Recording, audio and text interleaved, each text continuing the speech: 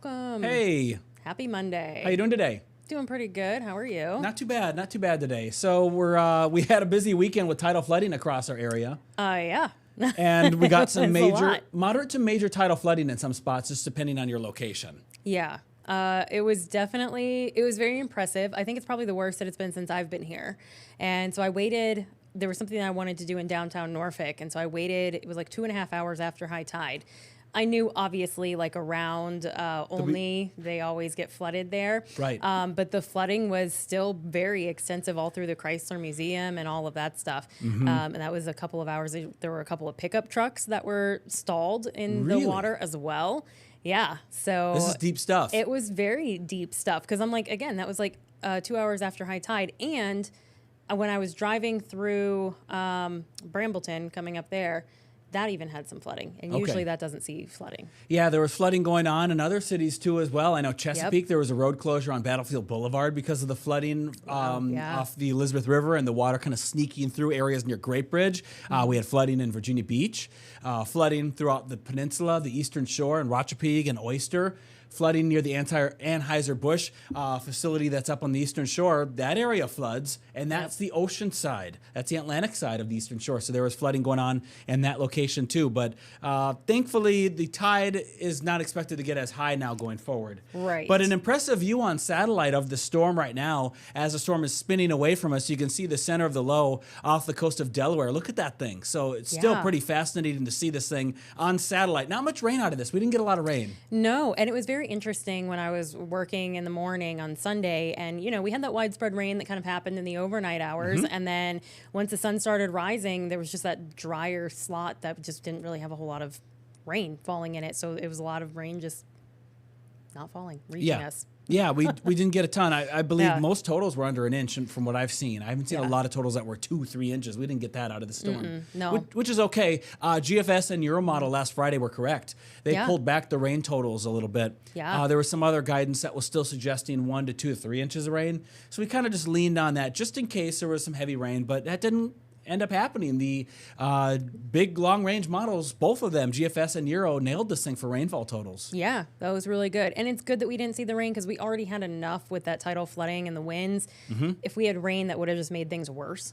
So it is a really good thing that we didn't see the rain with this. Yeah, because essentially the rain's trying to go down the storm drain, and the storm drain is pushing water up. Yeah. And if you get 2-3 inches of rain in a couple of hours with high tide, it's not just 2 inches of rain added on to the tide, it's a lot more. And it's hard to calculate how much the flooding will be because that water just piles up in those areas that flood. But did you want to start with king tides here? Is that what our initial topic is? Yeah, so that's kind of this is why we had those tides that got so high within the storm. I mean, we always see with coastal lows, you have those strong northeast winds that always naturally brings us some of that tidal flooding, having those northeasterly winds. But we already had somewhat elevated tides because it was a king tide. So that's when we have that tide that's naturally higher than normal, which occurs during a new or full moon when the moon is at perigee closest to Earth. And we had that super moon about a week ago. So that's where we still saw some of those elevated tides from that. And then we had, in combination with that, the storm moving through at the same time. So really just kind of the perfect combination to see those really high tides. Yeah, and the wind really helping to make the tides worse. We're at a quarter moon now, so that actually helped us out too. Even though we had king tide this weekend, we weren't in a full or new moon phase at the same time of that highest tide. Right, yeah, so that would have saved made it us. worse. I'm sorry, go ahead. Yeah, so that would have made it worse if we had the supermoon exactly at the same time. Yeah, Yeah. It could have added 6 inches onto the tide, so a half a foot, because that's usually what I've noticed when we get full moon, new moons. I don't have a rough comparison, but because it's very hard, there's no real control in these instances. There's kind of a control, but it adds a couple of inches onto the tide, so that can be a half a foot more. So that could have made a 6.18 tide be a 6.68 tide, essentially, for Sewell's Point. And that's a big difference. That is a big difference. So every little bit Yeah. makes a big difference. Every little bit. So you've been looking back at some of the recent tides that we've had too. Yeah, some of the tide comparisons to some recent storms. Some some recent, not so recent, some of the bigger ones that we've had here to kind of put that into perspective, those more memorable ones. So, of course, Isabel, that's our top ranking one. I will say these are all what's been recorded at Sewell's Point, which is kind of where we normally get a lot of our tides, kind of a good central area. Correct. For Hampton Road. So we have Isabel, that came in at 7.89 feet. The nor'easter of '09, that was 7.74 feet. Sandy back in 2012, 6.81 feet. And then below that we had in January 2022, 6.28 feet. So this one was kind of more comparable, I guess, to that one. We came in at Sewell's Point with 6.18 feet officially. Yep. I don't remember the 2022 storm. I know we have it on the chart. I just don't remember that one. I do remember Sandy. Yeah, I was here for 22 too. I don't know what was why that one was as high. I remember looking up the surface maps this last week to try and figure it out. It was a low that was over Kentucky, and then in the next frame of the historical maps, the low was over the ocean, and then the frame after that, the low was out to sea, kind of heading up to the northeast. So it did develop as it hit the water, as it hit the ocean. I believe those were 12-hour. They could have been 20. They actually might have been 24-hour images. I think they were 24-hour surface maps. So one Kentucky, one over us, and then one to Delaware. 1, 2, 3. But you would think, oh, we only had a storm over us for a couple of hours. We must have just had a huge fetch, and there could have been a full moon during that time too. I don't remember that. I didn't look up that part. So that could have made the tide a little bit higher. But that was a big tide. We had, I do remember the Sandy storm. Even though that storm was well offshore, we had northeasterly winds for a long time. And we had low tides that were at minor tidal flooding. So that was a big event. And then I was not here for the nor'easter of '09 or Isabel in 2003. But those were huge tides for our area. Yeah, definitely a big difference from what we saw yesterday with some of these tides. But even yesterday, that low tide was around minor stage still. Or, well, it was kind of like, it was nuisance, but like right about I saw that. The level where you go into that minor. Yep. So that was also interesting and impactful. Yeah, that tide didn't back off all too much. So it made some people a little bit nervous too, because they're thinking, oh, well, what's the next tide going to be? And it wasn't as high, but it still was up because that wind really didn't shut off yesterday afternoon or evening. No, yeah, it was still staying pretty windy out there. So, and we'll still see some of those breezy winds and some gusts. So we'll still see some of these tides that'll be elevated over the next couple of high tide cycles. Yeah, so we didn't set any records with this tide, but we certainly made at least this map here where we compared it to the other ones. Yeah, so that was a good comparison. And then, we didn't really set any like official records. There were a couple of locations that I think it was like, we'll pull it up here, like Llewellyn or Lynnhaven, Lynnhaven Inlet, that one.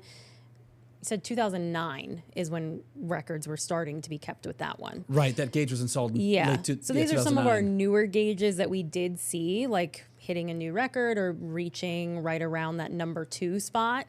So still, again, impactful tidal flooding. But again, these are not going, we're not talking records all the way back to like Isabel or beyond that. So these are newer gauges, we'll say. And you can say, oh, well, you only had the gauge since 2009, so that's not much of a record. But at the same time, let's look at the glass half full, or maybe the tidal level half full. I don't know if that works or not. But we have more gauges and we have more data and we have more areas that we can see where the flooding will be, because it used to just be Sewell's Point and that was it. And we can clearly see that the tidal flooding at the Lynnhaven Inlet is responding differently than it does in Sewell's Point. Yeah, definitely. Lynnhaven Inlet is usually showing higher than Sewell's Point a lot of times. Yes. Yeah. So it's a good way to get the message out, and that's the whole point of these. We add these gauges, National Weather Service, I should say. We don't do it. National Weather Service adds these gauges around, and we can get other areas where we can see how the data changes and how the water level changes based on each storm.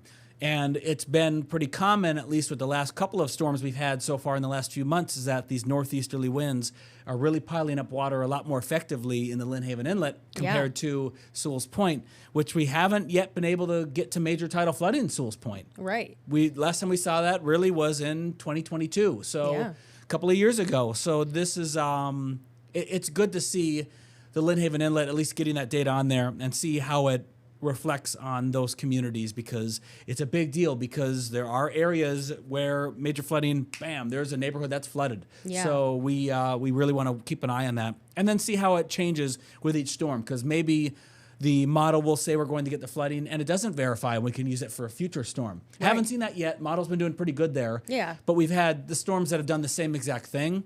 We haven't had a weird one yet. This storm this last weekend could have been kind of strange and weird if it was right on top of us. That didn't end up happening. It stayed more out to sea. Yeah, which is good. Yeah, and then I think also, like you were talking about, I know it's just to add on why it's good that we have more of these gauges that are a little bit newer. I mean, I've had people that have reached out. They're like, oh, thank you so much for mentioning Smithfield or Jamestown, some of these other places. It's like, okay, it's good. You know, it impacts everybody. So they need to know their own communities. Like you said, Sewell's Point is our official gauge, but it's not a good representation of every single community that's on the water. Yep, exactly. And it's an analogy like this. It's like having only one thermometer on the entire south side. And we just now added a thermometer in Smithfield, Lynn Haven Inlet, and we also have one in Jamestown. So now we have 3 other thermometers that we can use. And everyone wants to know what their temperature is going to be. Yep. Or their wind gusts were. Well, this is a way to see what the tides were, too. We don't use this, obviously, that much throughout the year. But when we get tidal events, it's nice to have it. Oh, yeah, definitely helps out a lot. And now we can see exactly we're getting a better gauge, like you were talking about, on a lot of these other locations. So we do have some more tidal flooding that is going to be headed our way. We've got high tide now, really. Yeah. So that's right. Yeah, it is high tide right now. Yeah, 3 o'clock. Yeah. So that's one of them. We'll talk about some more of this tidal flooding, what to expect with the rest of the storm, some more of that kind of local forecast coming up in just a couple of minutes. We'll take a quick little commercial break here. Thank you.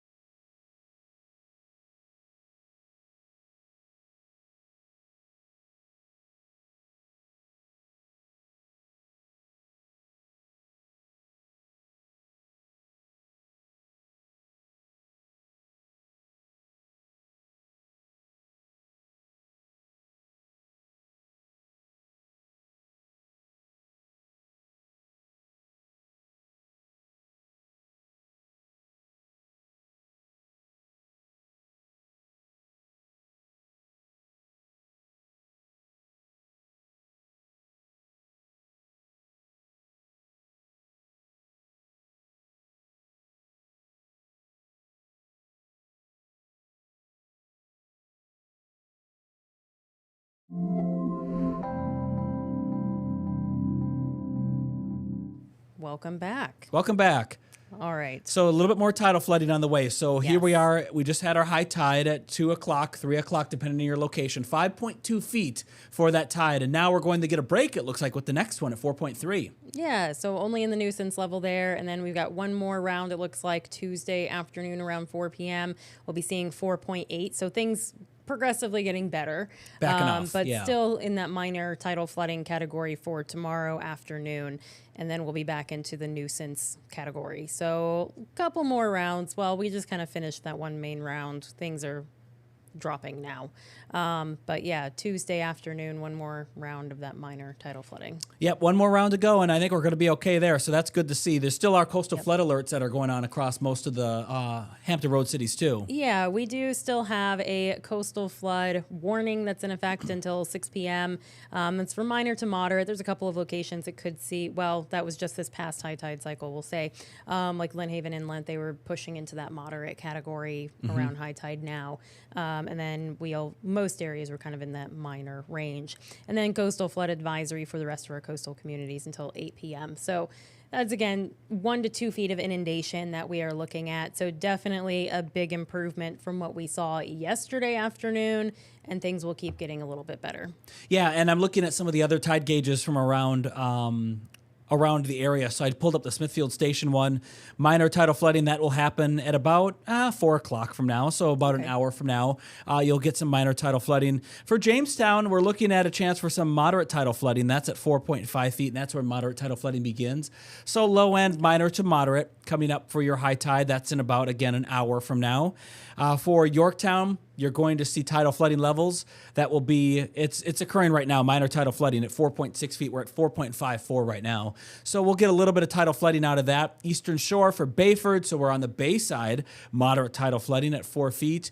And that's about it. Kipta Peak, there'll be some moderate tidal flooding. Lynn Haven Inlet is currently seeing moderate tidal flooding at 5.2.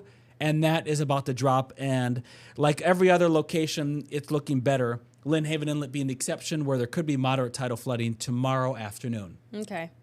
Yeah, Lynn Haven Inlet, they just seem to really get into those higher levels. Yep, so they need to pour a bunch of sand there and dam up the water and shut it down. No, I don't Jeff think in charge of everything. Yeah, I don't think the boating traffic would like that very much. Yeah, no, I don't think that they would either. There's a lot of traffic that goes from there. There could be a discussion maybe in the long term of a tide gate that gets installed at that Lynn Haven Inlet area. Mm-hmm. That could be something. But again, that Lynn Haven Inlet system was formed from a storm many, many years ago. So there's that too that we have to think about, that big coastal storms and or hurricanes can form these inlet systems that weren't there long ago, 400 years ago. Yeah, that's true. It's a good point. So that does make a big impact too. The other thing that we've seen with this storm is on the Outer Banks NC-12. They had a lot of overwash that was happening. Looks like with the next couple of, well, they just had it at 1 p.m. Some ocean overwash is possible during those couple of high tide cycles in the afternoon. So again, possibility as we get into Tuesday afternoon. Yeah, this will be good though, because they're not going to see one tonight. So NCDOT can really work on it now as the water is dropping, and they can really clean up the road, build up those temporary dunes, and probably prevent that 2 o'clock one if they can get some good luck on their side there. Yeah, so that'd be good. Yeah. And people can go in and out, because I saw videos of people trying to get through that water, and there was a video of a car that did a 360. It got pulled by the waves. Oh, my goodness. So it's not, that's not ideal. That's certainly something that you don't want to do. But into tomorrow, maybe if we can get some luck on our side, we can get that cleaned up and get some areas protected that are vulnerable, that have been impacted by the high waves and the wind and the tide.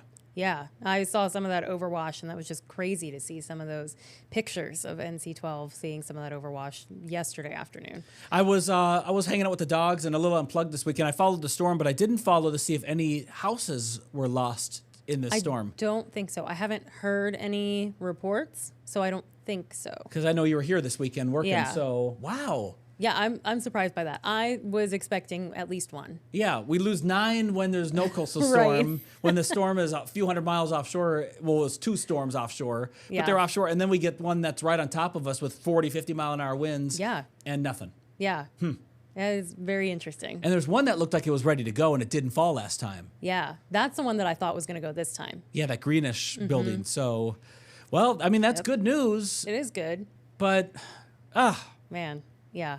It's hard to predict that. Yep. That's difficult to predict. So we have a little bit more. We'll probably take another little break here, because we can hit more on the tropics that's coming up right now, because Lorenzo has developed. Yeah. There's also some things that we can look ahead to for the next couple of days. There's some changes in the forecast. Yes, there are.